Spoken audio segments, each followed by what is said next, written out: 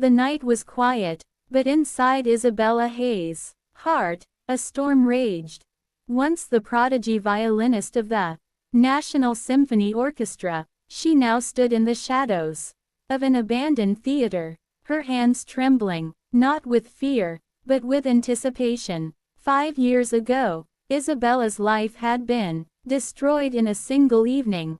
She had been preparing for her grand debut, the night that was supposed to cement her name among the greatest musicians of her time, but her mentor, Maestro Victor Rinaldi, betrayed her. Victor had been jealous of Isabella's rising fame, afraid that the student would soon outshine the master. On the eve of her performance, he laced her drink with a substance that weakened her muscles. When she stepped on stage, bow in hand, she collapsed mid-performance in front of a full house. Her reputation shattered in minutes. The orchestra dismissed her, critics ridiculed her, and the world turned its back. The maestro pretended to weep for her misfortune while sliding into the very spotlight that had been hers. For years, Isabella disappeared into silence, carrying her broken violin like a wounded soul.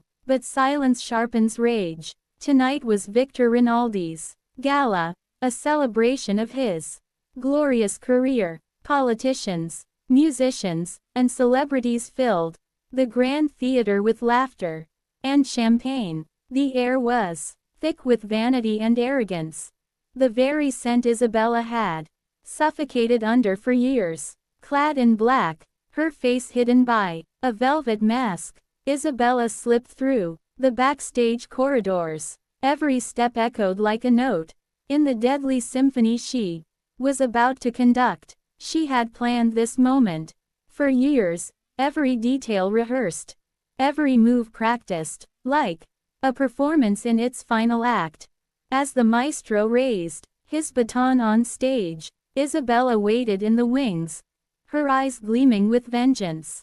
The orchestra began to play a grand overture, swelling through the hall. Victor basked in the applause, unaware of the shadow watching him. At the climax, Isabella struck the theater lights, suddenly flickered. A chilling violin solo pierced the hall, not from the orchestra, but from the balcony above. Heads turned in confusion. There, illuminated by a crimson spotlight, stood Isabella with her violin bow gliding across the strings with haunting precision.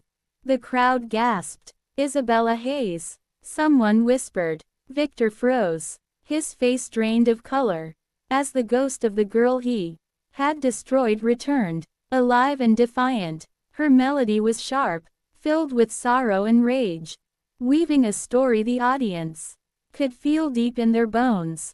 Every note was a blade aimed at Victor's soul. The orchestra faltered, unable to compete with the raw, violent beauty of her playing.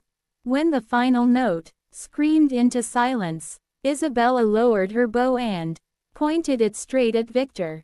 The audience erupted, not in applause, but in murmurs, their admiration turning into suspicion. Whispers of his past betrayal spread like wildfire.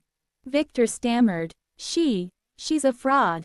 A disgraced musician." But Isabella's voice, calm and steady, cut through the chaos. "Tell them, maestro, tell them how you drugged me, stole my debut, and ruined my life to protect your pride."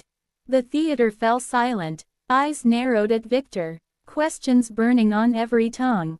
He tried to laugh it off, but his mask cracked. Years of lies collapsed under the weight of her accusation. Security swarmed, journalists shouted, cameras flashed. Isabella vanished in the confusion, slipping back into the shadows, her revenge complete. She didn't need to destroy him with violence. The truth was sharper than any blade. Within weeks, the maestro's empire crumbled. Sponsors withdrew, students abandoned him, and scandals filled the newspapers. His name once synonymous with brilliance, rotted under the stench of disgrace. And Isabella, she emerged from silence, not as a victim, but as a force reborn. Invitations poured in, orchestras begged for her return. Yet she chose her own stage, the broken theater where her revenge had begun. There, every night, she played the silent symphony, the story of betrayal, destruction, and triumph. People traveled miles to hear her violin weep, and rage, to feel the fire of vengeance transformed into music. For Isabella Hayes had proven one truth: revenge, when played with patience and precision, is the most haunting symphony of all.